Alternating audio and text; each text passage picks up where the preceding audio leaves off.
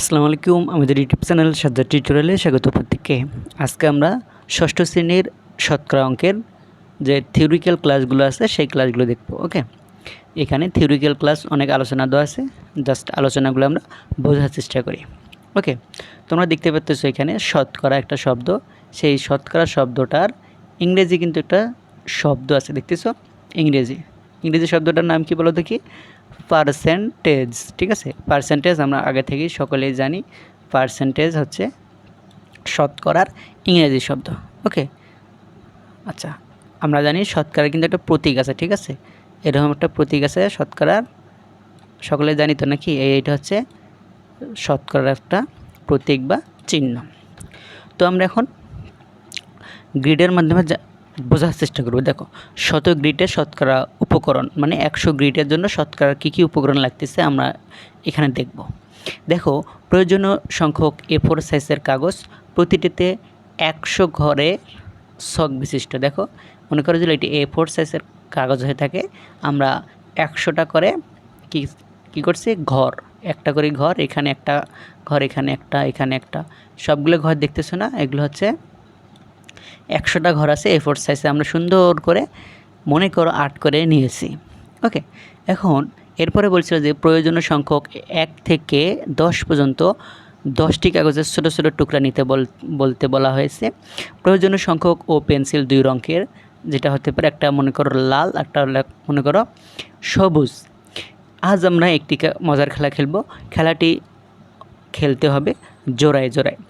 এরপরে দেখো, প্রতিটি জোড়ার জন্য নিচের ছবির মতো একটি করে A4 সাইজের কাগজের 100 ঘরের ছক তৈরি করে নাও, প্রয়োজনে শিক্ষকের সহায়তা নাও। ওকে, আমরা মনে করো কী করলাম? প্রয়োজনে এই দেখো 100টা আমরা ঘর তৈরি করছি। এখানে কয়টা আছে বলো তো?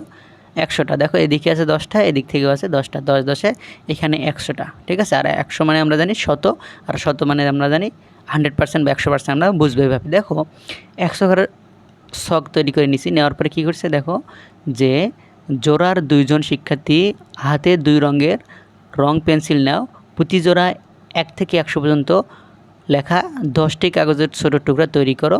এবার হচ্ছে এই 10টি কাগজের টুকরা ভাঁজ করে 2 জনের মধ্যে লটারি করতে থাকো।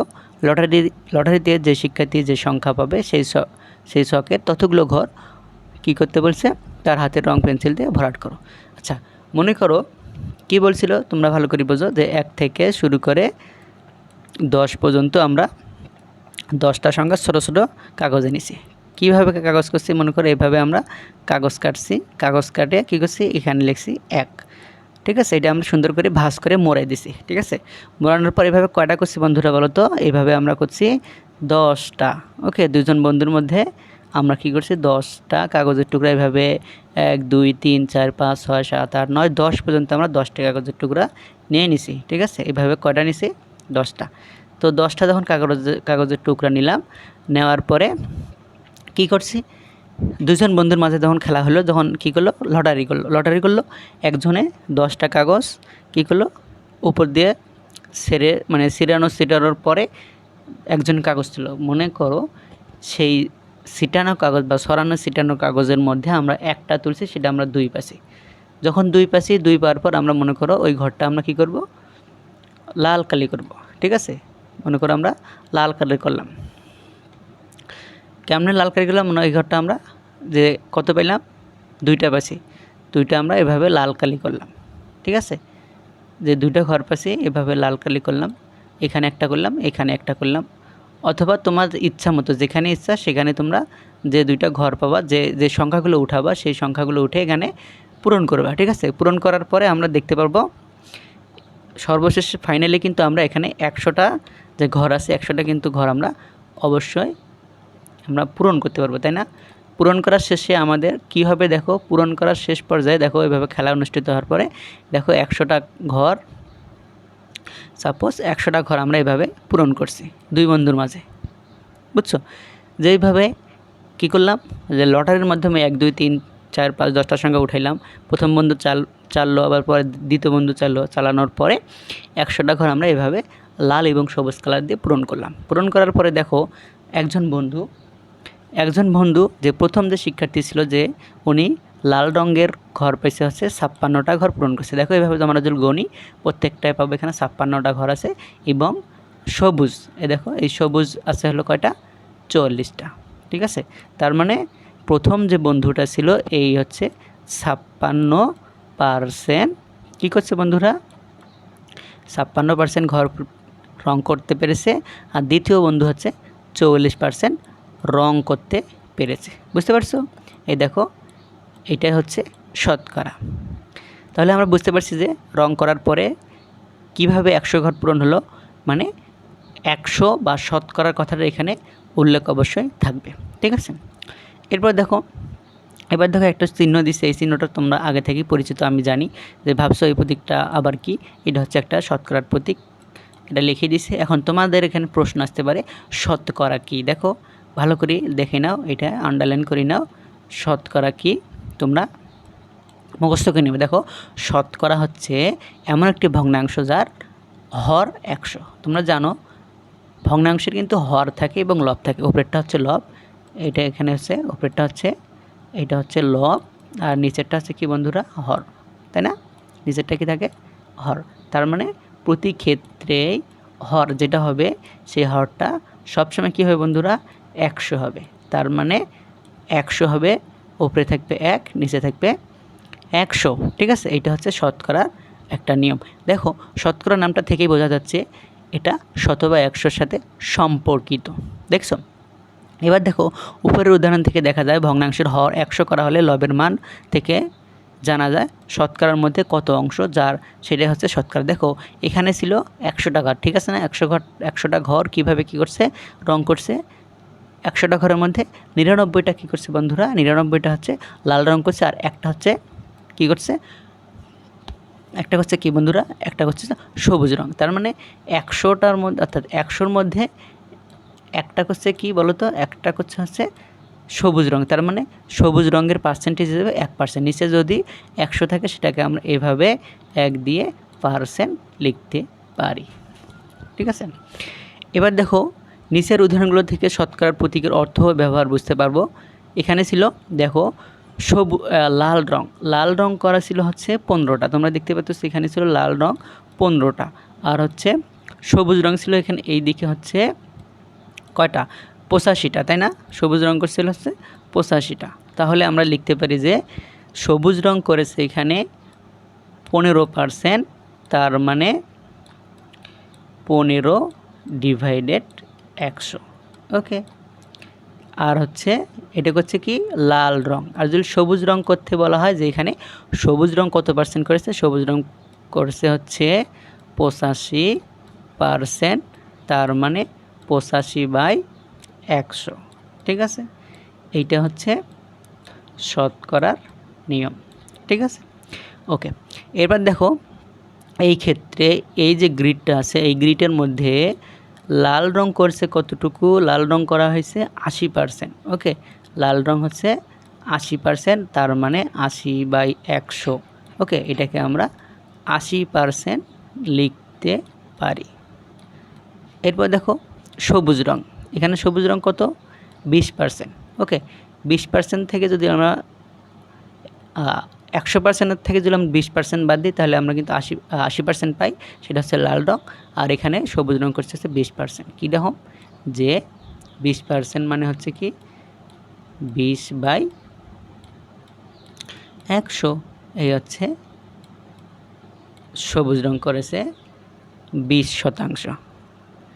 এবার দেখো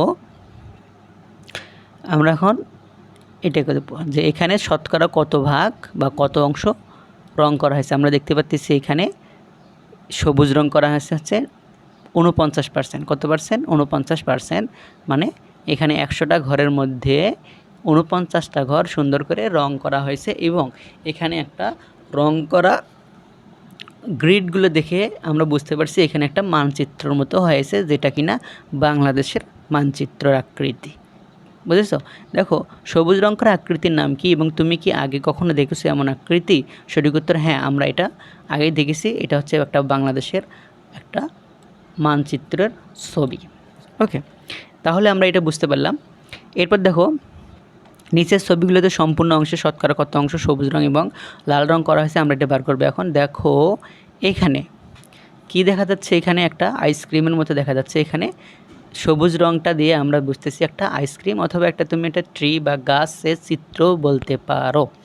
দেখো তোমার উত্তর সবুজ রং করা অংশ হচ্ছে কত পার্সেন্ট, তোমরা এখানে গুনবা, এভাবে গুনবা 1 2 3 4 5 6 7 8, এভাবে গুনে দেখবা যে সবুজ রং করা অংশ আছে 50%, তার মানে হচ্ছে 50% হচ্ছে সবুজ রং করা, এবং লাল রং করা আছে হচ্ছে 50%। ঠিক আছে, কত শতাংশ?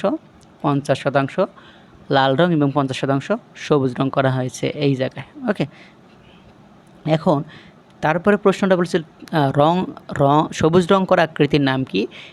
তুমি কি আগে কখনো দেখেছো এমন আকৃতি? হ্যাঁ, আমি এটা দেখেছি। এটার আকৃতি হচ্ছে একটা আইসক্রিমের। এরপর দেখো লাল এবং সবুজ রং কালার করা হয়েছে, এখানেও লাল এবং সবুজ রং করা হয়েছে 50%। এই দেখো 50% সবুজ রং, আর হচ্ছে 50% করা হয়েছে কী রং বন্ধুরা? লাল রং। বোঝা যাচ্ছে অর্ধেক হচ্ছে লাল, অর্ধেক হচ্ছে কি সবুজ। এই হচ্ছে 50% লাল এবং 50% হচ্ছে সবুজ। এরপর দেখো এখানে আমরা ঘ নম্বরটা অ্যান্সার দেওয়ার চেষ্টা করি। এখানে শূন্যস্থান ছিল, তো এখানে লাল রং করা হয়েছে। দেখো লাল রং সম্ভবত হচ্ছে 46টা হবে লাল রং, আর সবুজ রং করা হয়েছে 54টা। ওকে, লাল রং এখানে 46টা সম্ভবত করা হয়েছে এবং সবুজ রং 54টা হতে পারে। এখানে গণে যেতে হবে তত, সঠিক উত্তর। এরপর দেখো বাসের সিট এবং যাত্রীর সংখ্যা। এখানে দেখো নিচের ছবিতে দর্শক সারি বা গ্যালারিতে শতকরা কত অংশ দর্শকপূর্ণ আছে, শতকরা কত অংশ খালি আছে। তাহলে আমরা বুঝতে পারছি যে এখানে 100টা অবশ্যই সিট আছে, 100টা সিটের মধ্যে দর্শকপূর্ণ আছে 22টা। এখানে আমরা যদি গণি 1 2 3 4 এভাবে গণে দেখবো, এখানে 22টা হচ্ছে দর্শক আছে, 22টা হচ্ছে যাত্রী আছে, এবং সিট খালি আছে 78টা। দেখো 78 এবং 22 দুইটা যদি যোগ করি তাহলে আমরা ঘুরিয়ে কিন্তু 100%ই পাবো। ঠিক আছে, তার মানে দর্শক আছে 22%, খালি আছে 78%। ওকে, এরপর দেখো ভগ্নাংশ শতকরা সম্পর্কে আমরা দেখবো। ছবির মতো করে 10টি আর ঘরে আর একটা শখ প্রত্যেকের খাতায় আঁকো। আঁকার পর আমরা কী করব, যে এবার তোমরা এখান থেকে যে কোনো 6টি ঘর রং করতে পারো। আমরা মনে করো 6টা রং এভাবে রং করলাম, করার পর কী বলছে যে 10টি ঘরের 6টি ঘরে সবুজ রং, এবং সবুজ রং করলে ভগ্নাংশ আকারে আমরা পাবো। কীভাবে প্রকাশ করতে পারি? দেখো এখানে বলা ছিল কয়টা ঘর বলো তো? 10টা ঘর। 10টা ঘর ছিল, 10টা ঘরের মধ্যে আমরা সবুজ রং করছি হচ্ছে কয়টা? 6টা। তার মানে এই যে 6/10 আমরা লিখতে পারি। তার মানে 10 ভাগের মধ্যে 6 ভাগ আমরা সবুজ রং করছি। এখন প্রশ্ন হলো, এই যে 10 ভাগের মধ্যে 6 ভাগ যদি আমরা সবুজ রং করে থাকি, তাহলে শতকরা কত ভাগ করেছে আমাদের এটা বার করতে হবে। দেখো আমরা এটা বার করতে পারবো কিভাবে? আমরা কিন্তু শতকরা কিন্তু বেশ কটা নিয়ম জানি। আমরা ফার্স্ট অফ অল যে নিয়মটা দেখবো, দেখো উপরে হচ্ছে 6 মানে লব 6, আর হচ্ছে হর হচ্ছে কত? ওকে, লব হচ্ছে 6, হর ধরলাম হচ্ছে 10, তাই না? তার মানে 10 ভাগের 6 ভাগ। এটাকে যদি আমরা কখনো পার্সেন্টেজ বা শতকরায় প্রকাশ করতে বলে, তখন আমরা এভাবে করতে পারি। ওকে, কিভাবে? এইভাবে দিয়ে আমরা এভাবে পার্সেন্টেজ চিহ্ন দিব। ঠিক আছে, যদি এখানে পার্সেন্টেজ চিহ্ন দেয়, তো মানে আগে কী করব, যে ভগ্নাংশটা লিখবো। ভগ্নাংশটা লেখার পরে গুণন দিয়ে 100 দেবো। ঠিক আছে, এটা আমরা যদি কাটি 10 10 হচ্ছে 100, 6 10 60, এই হচ্ছে 60% হচ্ছে সবুজ রং করা হয়েছে। কয় পার্সেন্ট? সবুজ রং করছে 60%। আরও একটা নিয়ম দেখো, যে কি করব, আমরা জানি শতকরা মানে হর কিন্তু 100 থাকবে। ঠিক আছে, তোমরা একটা জিনিস খেয়াল করবা, যে এই যে এখানে যে ভগ্নাংশটা আছে, এখানে যে হর আছে, এই হরকে কত দিয়ে গুণ করলে 100 পাবো?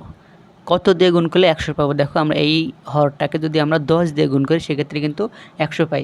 যে সংখ্যাটা পাবো সেই সংখ্যাটা লব এবং হরকে দুইটাকেই দিয়ে গুণ করবো। দেখো 6 গুণন, আমরা এখানে যদি 10 দেই তাহলে কত পাবো? 6 10 60। আবার যদি 6 গুণন, এটা হবে হচ্ছে 6/10, তাহলে আমরা কি করব, একটা 6 গুণন হচ্ছে 10, আবার হচ্ছে 10 গুণন 10। ওকে, তাহলে আমরা এখানে পাইলাম কি, উপরে পাইলাম হচ্ছে 6 10 60, নিচে পাইলাম হচ্ছে 10 10 100। তার মানে 100 ভাগের 60 ভাগ, তার মানে কি, মানে 60%। এই হচ্ছে 60% আমাদের উত্তর। যদি বলে যে 6/10কে আমরা শতকরায় প্রকাশ করি, তাহলে আমরা প্রকাশ করতে পারবো এই 6/10কে আমরা প্রকাশ করলাম কত, এই যে 60% পাইছি। ওকে, এভাবে এখানে আছে, এটাই তোমাদের এখানে দেখিয়ে দেওয়া আছে, সুন্দর করে পর্যালোচনা করা আছে, এটা পড়ে নেবা, আমি জাস্ট শর্টকাটে করে দিছি। এখন দেখো তোমাদের এখানে বলেছিল নিচে ভগ্নাংশগুলো ছক কাগজে সবুজ রং করা শতকরা প্রকাশ করে। এখন দেখো এখানে একটা ভগ্নাংশে 3/10 আছে, 3/10কে আমরা শতকরা প্রকাশ করবো কীভাবে? তোমরা দেখো এখানে একটা কিন্তু শর্টকাট পদ্ধতি আছে, কিভাবে, যে 10কে আমরা কত দিয়ে গুণ করলে 100 পাচ্ছি, 10কে আমরা 10 দিয়ে গুণ করে কিন্তু 100 পাচ্ছি। এখন সেক্ষেত্রে এই 10কে আমরা 10 দিয়ে গুণ করার পর কিন্তু 100 পাইছি, সেক্ষেত্রে আমাকে এই যেহেতু 10 দিয়ে গুণ করে 100 পেলাম, এই 10 দিয়ে কিন্তু আমাদের এই লবকেও গুণ করতে হবে। যদি আমরা লবকে 10 দিয়ে গুণ করি, তাহলে সেক্ষেত্রে কত পাবো, 3 10 30। তার মানে এখানে আমরা পেলাম 30, পার্সেন্টেজ হিসেবে এখানেও হবে 30%। ঠিক আছে, আমরা এখানে কত পার্সেন্ট পাইলাম, 30% সঠিক উত্তর। এরপর দেখো পরেরটা, এখানে আছে 1/2%। 1/2% মানে কি, 50%। আমরা কিন্তু ইজিলি এটা কিন্তু করতে পারতেছি। আমরা এখন কিভাবে করব, গ্রিডের মাধ্যমে দেখি কিভাবে করছে। এখানে 1/2% মানে এখানে 10 আছে, এখানে কত দিয়ে গুণ করছে বন্ধুরা, এখানে 2কে কত দিয়ে গুণ করলে 10 হয়, 2কে 5 দিয়ে গুণ করলে কিন্তু 10 হয়। তাহলে আমরা কি করব, এখানে দেব 5 দিয়ে গুণ করছি না, 1 5 দিয়ে গুণ করলে কত, 5 × 5, আবার হচ্ছে 2 5 দিয়ে গুণ করলে হয় কত, 5 × 10। আবার দেখো এই 10 কত দিয়ে গুণ করলে হয় 100, 10 10 দিয়ে গুণ করলে 100, 5 10 দিয়ে গুণ করলে কত হয়, 5 10 50। এই হচ্ছে 50%। বিষয়টা এমন।